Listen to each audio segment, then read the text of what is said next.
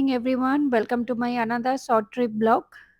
এখন বাজে সকাল ৭টা আর আমরা ৩ জনেই বেরিয়ে পড়েছি। চেরু পিছনে ঘুমাচ্ছে। তো থাম্বনেল দেখে নিশ্চয়ই বুঝতেই পেরেছো আমরা কোথায় যাচ্ছি। আজকে আমাদের ডেস্টিনেশন শুশুনিয়া, মানে বাঁকুড়া শুশুনিয়া। এখন আমরা আছি দুর্গাপুর এক্সপ্রেসওয়েতে। তো শুশুনিয়া যাওয়ার ২ টো রাস্তা আছে। একটা আরামবাগ হয়েও যাওয়া যায় আর দুর্গাপুর এক্সপ্রেসওয়ে দিয়েও যাওয়া যায়। তো আমরা এদিকটা দিয়েই যাচ্ছি কারণ এদিকে রাস্তা ভালো তাই। এখন দুর্গাপুর ব্যারেজ ক্রস করছি আমরা জাস্ট। এখান থেকে মোটামুটি ১.৫ ঘন্টা, পৌনে ২ ঘন্টা মতন আর লাগবে যেতে। মনে হচ্ছে আমি কোনো গ্রামের দিকে চলে এসেছি। দুপাশে পুরো ধান ক্ষেত। আর এখান থেকে দেখাচ্ছে আর ২৭ কিলোমিটার। এই সুন্দর রাস্তাটা পেরোলেই কিন্তু আমরা অলমোস্ট পৌঁছে যাব।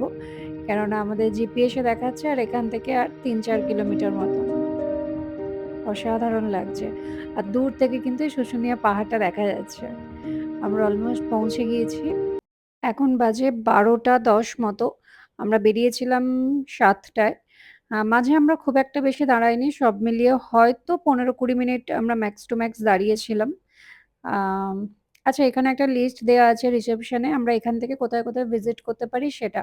এখানে ২ টো টেম্পল দেখাচ্ছে, শুশুনিয়া পাহাড় আছে আর একটা ভিলেজ আছে যেখানে টেরাকোটা জিনিসপত্র পাওয়া যায়।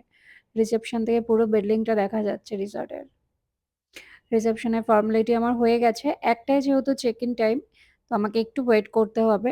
ঢুকতেই এখানে সামনে গণপতি বাপ্পার একটা টেম্পল করা আছে। চেরু এক্সাইটেড, অনেকক্ষণ পর গাড়ি থেকে নেমেছে। ও এগুলোতে এখন অভ্যস্ত হয়ে গেছে আমাদের সাথে ঘুরে, ঘুরে। আর এই ইলেকট্রিক ভেহিকলটা ওর দেখলে হয়। এগুলোতে মানে এটাও টোটো ভাবে আরকি। মানে টোটোরই মতো যদিও। তো এটা দেখলে ও খুব এক্সাইটেড হয়ে পড়ে। এই ওপেন এই গাড়িগুলোতেও চাপতে খুব ভালোবাসে। দেখলেই ছুটে গিয়ে আগে উঠে পড়ে। এই হলো আমাদের রুম। আমাদের রুম ছিল গ্রাউন্ড ফ্লোরে। মানে ওটাই আমরা নিয়েছিলাম। রুমটা ভীষণই স্পেশিয়াস, ভীষণ সুন্দর। পুরো রুমটা আগে তোমাদের দেখাই। এই হচ্ছে ব্যালকনি। অসাধারণ! এই ব্যালকনিটা দিয়ে গিয়ে কিন্তু পুরো শুশুনিয়া পাহাড়টা দেখা যাচ্ছিল। আচ্ছা, এখানে একটা টেবিল দেওয়া আছে, এখানে সোফা, টি টেবিল আছে। পেইন্টিং গুলো ভীষণ সুন্দর। আচ্ছা, বেডটা আমাদের ৩ জনের জন্য এনাফ। মানে কেউ যদি এখানে ২ জন অ্যাডাল্ট আর একটা ছোট বাচ্চা আসে তার জন্য এই বেডটা কিন্তু সাফিসিয়েন্ট। আর এখানে একটা ফোন আছে, ফোনের সাথে রিসেপশনের নাম্বার এগুলো আছে। আচ্ছা, এখানে চায়ের সরঞ্জাম দেওয়া আছে সমস্ত কিছু। আর আছে হচ্ছে কি যে নিচে একটা মিনি ফ্রিজ আছে। সুদীপ এখানে দেখছে ওয়াইফাই এর পাসওয়ার্ড কি আছে। সেটা মনে হয় সবচেয়ে আগে দরকার পড়ে আমাদের সবাইরই কোথাও এসে। যেখানে একটা ফ্রিজ আছে, মিনি ফ্রিজ। আর এখানে একটা স্টোরেজ করা আছে যেখানে লাগেজও রাখা যাবে আর বসে এখানে জুতো পরা বা নিচে জুতো-টুতো রাখার জন্য। আর একটা আছে ওয়ারড্রব। ওয়ারড্রবের ভেতরে একটা ছোট্ট লকার আছে। কেউ যদি সোনা গয়না নিয়ে আসো তো এখানে রাখতে পারো তোমরা। আমার কাছে সেরকম কিছু নেই এখানে রাখার জন্য। আর এই হচ্ছে মিরর। যেখানে দাঁড়িয়ে আমি ১০০ টা সেলফি তুলি কোথাও ঘুরতে আসলে। আর এটা হলো বাথরুম। এটা খুব ইম্পোর্টেন্ট। আ বাথরুমটা ভীষণই স্পেশিয়াস। ওটা হচ্ছে শাওয়ার এরিয়া। আর এখানে সবকিছুই টাওয়াল, হ্যান্ড টাওয়াল সবকিছুই দেওয়া আছে। ইভেন বাথরুম কিটও সমস্ত কিছু দেওয়া আছে। আমি এটা বুঝতে পারছিলাম না কোন দিক দিয়ে খোলে। তো এখানে বাথরুম কিট সমস্ত কিছু দেওয়া আছে। বাইরে বৃষ্টি পড়ছে। আমি ভাবলাম পুলে যাবো এবার। অলরেডি বৃষ্টি স্টার্ট হয়ে গেছে। এই বর্ষাকালে কোথাও যাওয়া মানেই একটা সমস্যা। সারাক্ষণ সেই রুমে বসে থাকো। সারাক্ষণই বৃষ্টি। কিন্তু তাও অনেকগুলো দিন হয়ে গেলে যদি কোথাও না যাওয়া হয়, তখন মনে হয় যেন কোথাও একটু যাই, ঘুরে আসি। তো আমরা ডিসাইড করলাম যে একটু পুলে যাবো। বৃষ্টিটা একটু হালকা হয়েছে তো এসে স্নানই করে নেবো। তো তার জন্য একটু পুলে চলে যাই। তো বৃষ্টির জন্যই হয়তো পুল কিন্তু পুরো ফাঁকা। আর পেছনে আ পাহাড়টা দেখো পুরো মেঘগুলো যেন মনে হচ্ছে ওখান থেকে ভেসে, ভেসে আসছে। এখানে না ২ টো পুল আছে। মানে এটা তো বড়দের যেটা আমরা আছি। আর পিছন দিকে একটা আছে ছোট্ট বাচ্চাদের একটা ছোট্ট পুল করা আছে ওখানে। ওয়েদারটা ভীষণই ভালো। পুরো মেঘলা করে আছে। আহা! অসাধারণ! দেখে মনে হচ্ছে চোখটা জুড়িয়ে যাচ্ছে।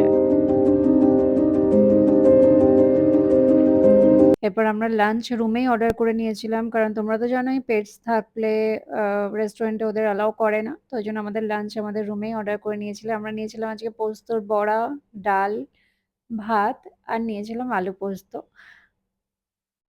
চেরুর খাবারটা আমি বাড়ি থেকে ক্যারি করেছিলাম। ওর খাবার আমি সকালেই বানিয়ে নিয়ে এসেছি। তো এসেই ওকে ওটাই দিয়ে দিয়েছিলাম। একটু রেস্ট নিয়ে আমরা আবার বিকালবেলা বেরিয়েছিলাম। আ ভিজে তো চারিদিকেই সারাক্ষণই বৃষ্টি হয়েছে। তার মধ্যেও একটু মা বেরিয়েছিলাম আরকি চেরুকে নিয়ে।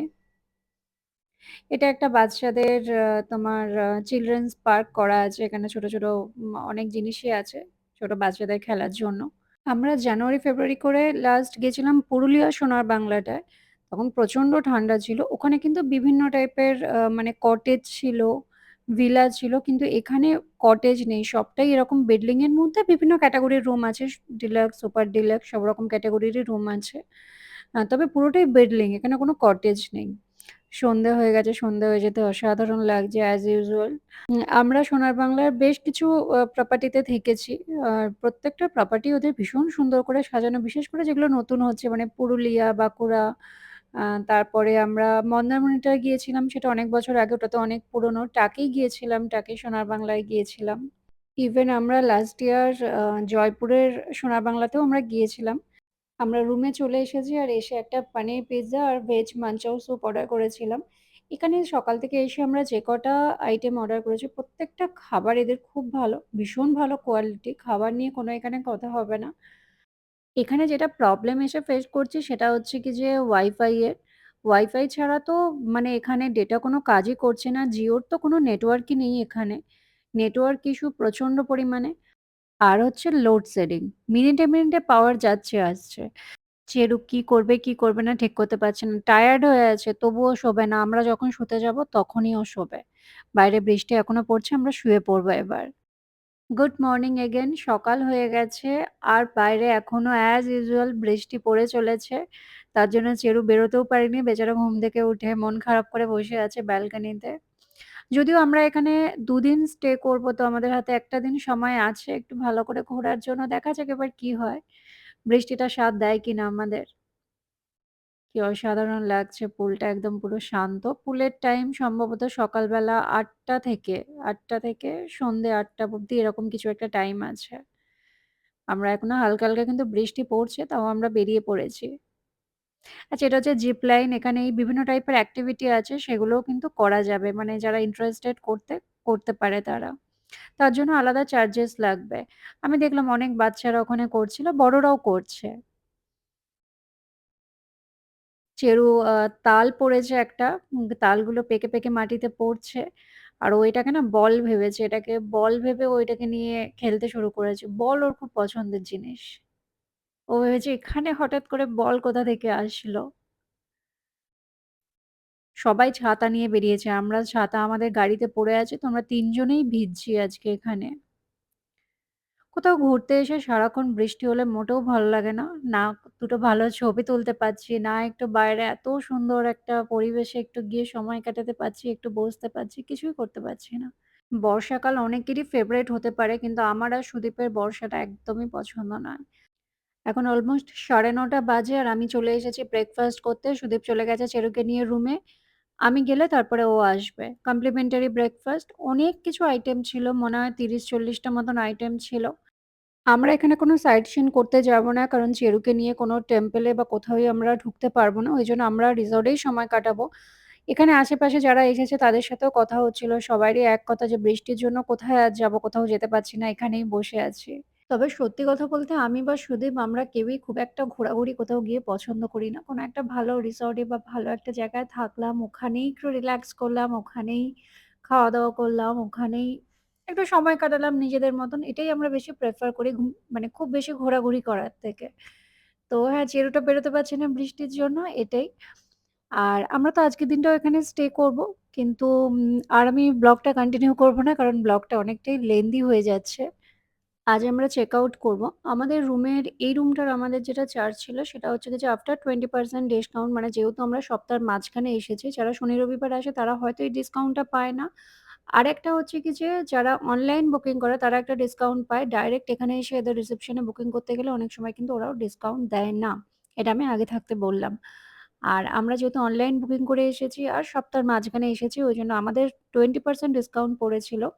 দিয়ে আমাদের রুমটা পড়েছিল হচ্ছে কি যে 5050 মানে ৳৫,০৫০ প্লাস পেটস চার্জ ছিল এখানে আলাদা। আ সেটা ছিল হচ্ছে কি যে 1000 প্লাস জিএসটি। টোটাল মিলিয়ে আমাদের একদিনে ৳৬,৫০০ মতন রুমের চার্জ ছিল। তার সাথে কমপ্লিমেন্টারি ব্রেকফাস্ট ছিল। তো চলো আজকের ব্লগটা আমি এখানেই শেষ করি। ব্লগটা যদি ভালো লাগে অবশ্যই ভিডিওটা একটা লাইক করো, শেয়ার করো, কমেন্টস করো। জানিও কমেন্টসে কেমন লাগলো আমার ব্লগটা। দেখা হবে তোমাদের সাথে আবার পরের একটা ব্লগে। ভালো থেকো সবাই। চেরুর মনটা একটু খারাপ হয়ে গেছে। ও বুঝতে পারছি এবার বাড়ি চলে যাচ্ছে।